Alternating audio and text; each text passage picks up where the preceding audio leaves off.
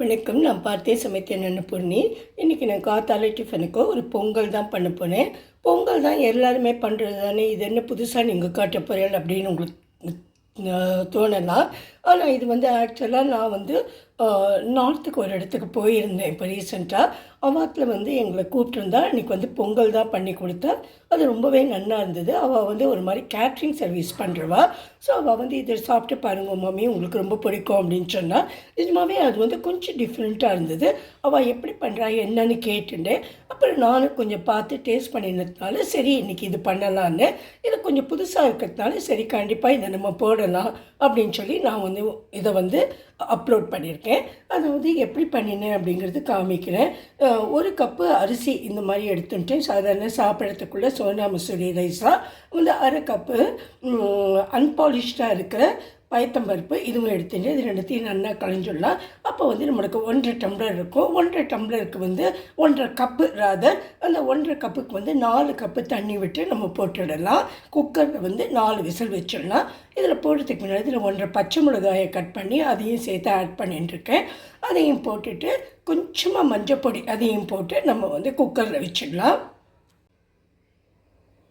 இப்போ நான் தண்ணியை மெஷர் பண்ணி இதுக்கு விட்டுட்டு அதுக்கப்புறம் ஒரு பெரிய மிளகா ஒன்று அதில் பாதி இன்னொன்றுமா 1.5 மிளகா பச்சை மிளகாயை கையால் உடைச்சி போட்டுருக்கேன். கொஞ்சம் கருவேப்பிலையும் போட்டுட்டேன். அதுக்கப்புறம் ஒரு சின்ன கஷ்டம் இஞ்சி அதையும் கொஞ்சம் கட் பண்ணி வச்சுருக்கேன். ஒரு 3 கஷ்டம் தான் போட்டிருக்கேன்.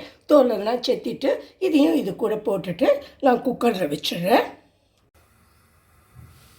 நான் மஞ்சப்பொடியும் ஒரு சொட்டு போட்டு கொடுத்துட்டேன். இப்போ நான் குக்கரை மூடிடுறேன். இப்போ நான் குக்கரை திறந்துட்டேன். இது மாதிரி வேந்திருக்கு. இப்போ நம்ம இதுக்கு தாளிப்பு கொடுத்துடலாம்.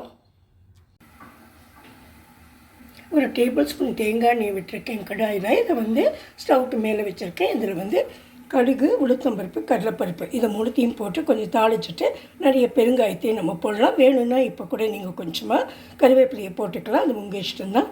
இது எல்லாத்தையும் போட்டு நம்ம குழம்புக்கெல்லாம் தாளிப்போம் இல்லையா, குழம்புக்கெல்லாம் கறிக்கெல்லாம் தாளிக்கிற மாதிரி தாளிச்சுக்கலாம். இப்போ நான் கடுகு, உளுத்தம்பருப்பு, கடலைப்பருப்பு போட்டுட்டேன். இந்த தாளிச்சப்பறம் இதை எண்ணெயில் நல்லா தாளித்து விட்டதுக்கப்புறமா நம்ம அந்த பொங்கலில் போட்டுட்டு இந்த சூட்டோடைய 2 வத்த மிளகாயும் இதில் கேஸை அணைச்சப்புறமா 2 வத்த மிளகாயை கருகாமல் அதையும் வறுத்து அதையும் அது கூட சேர்த்துக்கலாம். இதெல்லாம் நல்லா பொரிஞ்சப்புறமா நம்ம நல்லா ஒரு டீஸ்பூன் 1.5 டீஸ்பூன் பெருங்காயத்தையும் போட்டு அதையும் பொங்கலோடு சேர்த்துடலாம். நான் அந்த வத்த மிளகாயும் கருவேப்பிலையும் கொஞ்சம் ஜீரகமும் தாளித்து போட்டுட்டு இது மேலோட கொஞ்சம் எடுத்து வச்சுருக்கேன். ஏன்னா நம்ம சர்வ் பண்ணும்போது இது தெரியறதுக்காக மேலே போடலான்னு. இங்கே ஒரு கப்பு தண்ணியை நான் விட்டுருக்கேன். இந்த தண்ணி கொஞ்சம் நல்லா தளிச்சப்பறம் நம்ம அந்த பொங்கலை போட்டு இது கூட இலக்கிடலாம். ஏன்னா அப்போ தான் பொங்கல் கொஞ்சம் தடன்னு வரும். இப்போ சுட சுட நம்ம பொங்கல் ரெடி ஆகிடுது. இந்த பொங்கல் சிலப்போ நம்ம பொங்கல் பண்ணும்போது கொஞ்சம் மென்னியை பிடிக்கிற மாதிரி இருக்கும் இல்லையா, அது மாதிரி இருக்கவே இருக்காது. நல்ல தளன்னு இருக்கும். நீங்கள் டிஃபன் பாக்ஸில் கூட கொண்டு போய் மத்தியானம் கூட சாப்பிட்டா பசங்களுக்கு ஒன்றும் ப்ராப்ளமே இருக்காது. கொஞ்சம் சூடு கம்மியாக இருக்கும். ஆனால் கூட அது ரொம்ப டைட்டாக ஆகிடாது. நம்மளுக்கு மென்னியை பிடிக்கிற மாதிரி இருக்கவே இருக்காது. நல்ல ஈஸியாகவே நம்ம சாப்பிடலாம். இந்த பொங்கல் அவாக்கிட்டது நான் கற்றுட்டேன். உண்மையிலே அது ரொம்ப ரொம்ப டேஸ்ட்டாக இருந்தது. இப்போ இதுக்கு எல்லாம் முந்திரி பருப்பு தாளித்து கொட்டியாச்சு. நிறைய மிளகு பொடியும் போட்டாச்சு. சூப்பராக நம்மளோட பொங்கல் கிச்சடி பொங்கல் ரெடி ஆகிட்டு. இது நான் சொன்ன மாதிரி நல்ல தளர்ந்தே இருக்கும். டிஃபன் பாக்ஸில் கொடுத்தா கூட மத்தியானம் சாப்பிடும்போது மென்னியை பிடிக்கிற மாதிரி இருக்காது. நல்ல டேஸ்டியாகவும் இருக்கும். கொஞ்சம் சாதாரண பொங்கலை விட கொஞ்சம் உப்பு காரமாகவே இருக்கும். ரொம்ப நல்லா இருந்தது இது. அதனால் பண்ணி காமிச்சிருக்கேன். இதுக்கு தொட்டுக்கிறதுக்கு நான் எல்லா வெஜிடபிள்ஸையும் போட்டு கொஞ்சம் மாங்காயம் போட்டு ஒரு கொத்து மாதிரி பண்ணியிருந்தேன். அதுக்கப்புறம் கோகனட் சட்னி, அதாவது பச்சை மிளகாய் எல்லாம் போட்டுட்டு பொட்டுக்கட்டி போட்டு பண்ணியிருக்கேன். குழந்தை பொங்கல் சாப்பிட மாட்டான். அதனால் அவனுக்கு இட்லியே பண்ணிட்டேன்.